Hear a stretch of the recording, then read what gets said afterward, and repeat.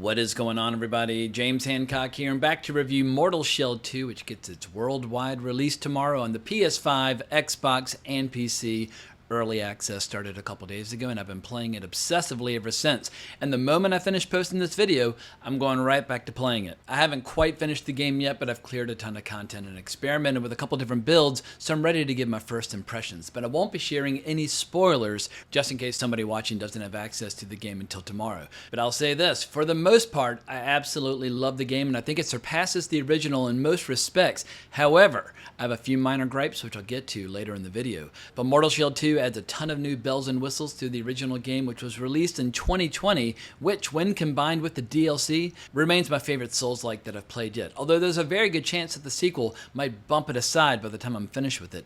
But long story short, if you've already invested a couple thousand hours into Elden Ring over the last couple years, and you're ready for a palate cleanser, something new with a slightly different flavor, Mortal Shell 2 is screaming your name. The premise for Mortal Shell 2 is pretty straightforward, although the plot in any Souls-like game is rarely the feature attraction. Usually, the more abstract and more mysterious the lore becomes, the more fans tend to gobble it up. But in this game, you play the role of the Harbinger, essentially an emaciated creature who has the ability to inhabit the shells and remains of fallen warriors. And depending upon which shell you inhabit, you gain certain strengths and weaknesses. And this time around, the shell mechanic is a little different from the first game, because when you die or get knocked out of your shell in Mortal Shell 2, you need to start getting some hits in on some enemies without dying, and then you can re-inhabit your shell. And each time you try to re-inhabit your shell, it takes a little longer and a few more hits. And of course, while you're trying to do so, you're much more vulnerable in that state. In any case, as the Harbinger, your job is to explore this giant dark fantasy environment, collecting eggs for this cosmic entity called the Undermother. I think I'm saying that correctly. And along the way, you collect all kinds of gear that allows for a ton of customization, much more so than in the original game.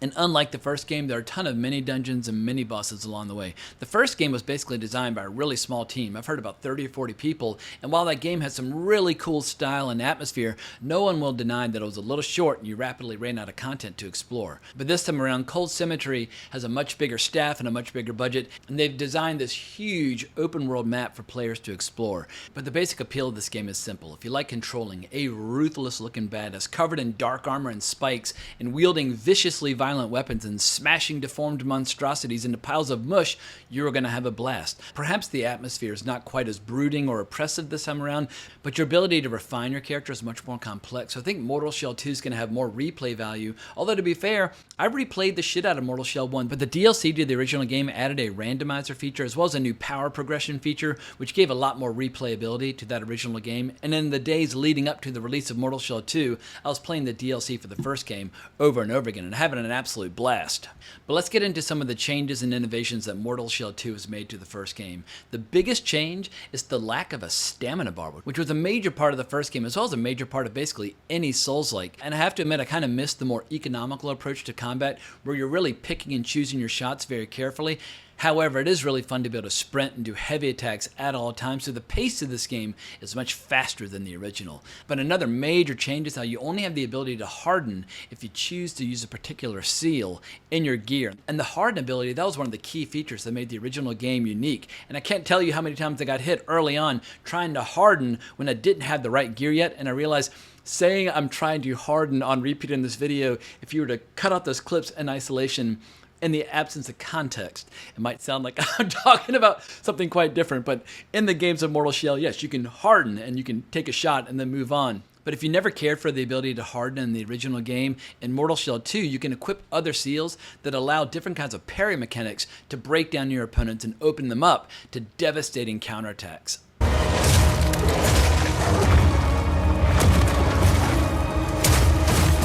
Another major change is the ability to level up the Harbinger itself, a feature which was totally absent from the first game. But basically throughout the game as you kill stuff, you collect Gloom, which are essentially like souls from Dark Souls. And anytime you die, you have to fight your way back to collect your Gloom. But basically Gloom allows you to beef up the base stats of the Harbinger that'll carry over into whichever shell you might be inhabiting. And like the first game, Mortal Shell 2 uses this massive hub as like your base of operations, but it's much bigger this time around and has a lot more functionality. And you quickly unlock it after you play through the prologue, learn a few mechanics, and kill a few mini-bosses. But once you unlock that little hub, make sure you talk to and interact regularly with everything and everyone within your little base, because you gradually open up different options for customizing your character as well as your gear. And like in the first game, you have the ability to maximize your bond with particular shells, opening up unique special abilities. It'll be a little overwhelming at first, but you'll quickly find a use for all the random crap you find scattered around the game. And on that note, spend your resources incredibly carefully. There aren't enough resources in the game to fully level up every weapon and shell you'll come across, so you need to pick one or two builds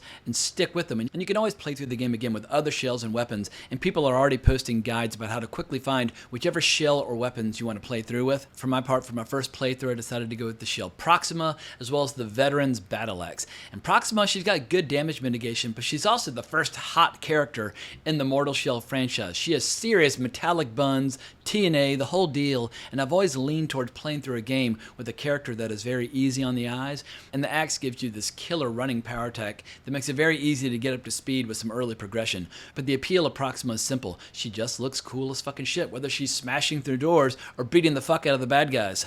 But now let's get into a few of my criticisms, and they're minor, but for me they're important. Let's start with the music. One of the coolest ingredients in the first game was the ability not only to pick up and play the loots that you find scattered throughout the game, but also you got better through repetition and practice. And then over time, you gradually got to hear the soundtrack of the game get perfected. And anytime in the first game where I paused and sat down and started playing the loot, there were like these cool little jam sessions that were like these little moments of joy in what was otherwise very bleak, grim, kind of hardcore experience.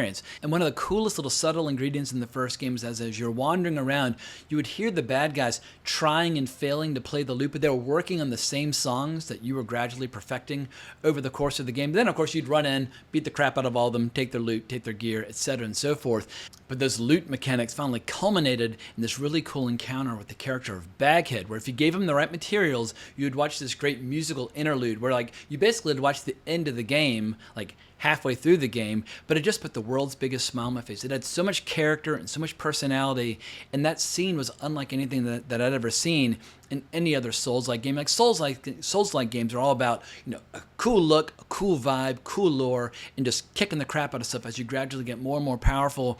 But very rarely do you get a lot of I guess like role playing or character development and that sort of thing. But in its own way, Mortal Shell was introducing character development.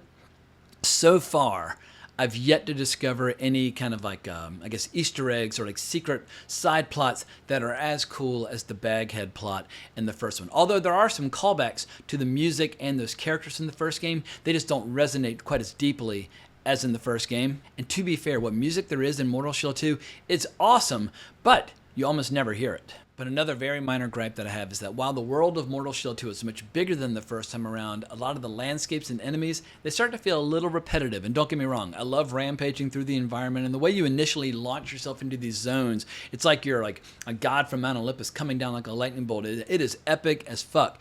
But you will rarely encounter zones or dungeons that feel quite as original or quite as distinctive as the three main dungeons featured in the original game. That said, the mini dungeons in Mortal Shell 2 have a new feature, which is a really cool improvement upon the original game. That's puzzles. And I feel like every great role-playing game, whether it's a tabletop RPG or a video game, they need basically three main ingredients, like the three legs of the stool. They need killer combat, they need an awesome story, and lastly, puzzles that are fun and challenging without feeling like a hassle. And I got stuck a few times in a few rooms in Mortal Shell 2, but most of them are pretty intuitive. And if you look around the room for clues and that sort of thing, you'll figure them out pretty quickly. But there's not only interesting puzzles, but a wide variety of different kinds of puzzles. So yeah, every once in a while you have to pause and put on your thinking hat. But it reminded me a little bit of like the opening to like Raiders of the Lost Ark.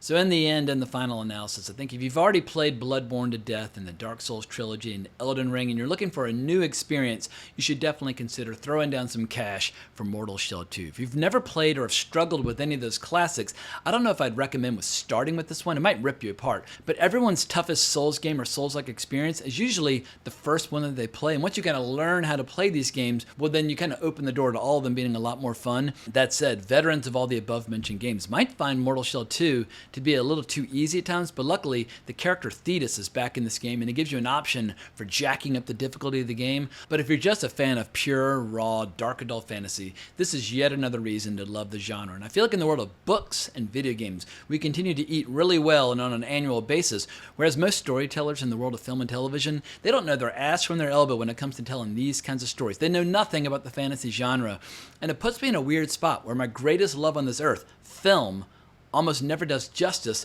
to my favorite genre, fantasy. And if you try to counter that assertion with the recent Season 3 of House of the Dragon, I just might have to rip your lungs out, because at best, that show has turned into fan fiction masquerading as a George R. R. Martin adaptation. But if you look at my shelf, yeah, you'll see a lot of fantasy. There's fantasy all around. I fucking love fantasy, but it's books and video games where I really find my special happy place, where I achieve complete and total sheer bliss. And while Mortal Shell 2 is not a perfect game, it is really fun. And I think I'm gonna wrap up this video because I want to start playing it again. I think it's going to keep me very happily entertained, at a minimum for the next few weeks. But then we have Blood of Dawnwalker to look forward to, as well as the Lords of the Fallen sequel in early 2027. I feel like we're in a very healthy place when it comes to the dark adult fantasy genre and the Souls-like experiences that a lot of video games can offer. So yeah, check out the trailers and see what you think. But for my part, for the next couple weeks, I'm going to be playing the hell out of Mortal Shell 2. So thank you so much for watching. I hope you enjoyed this video. If so, please consider liking, subscribing, hitting the notification bell, becoming a member, but more importantly, as always, onwards and upwards.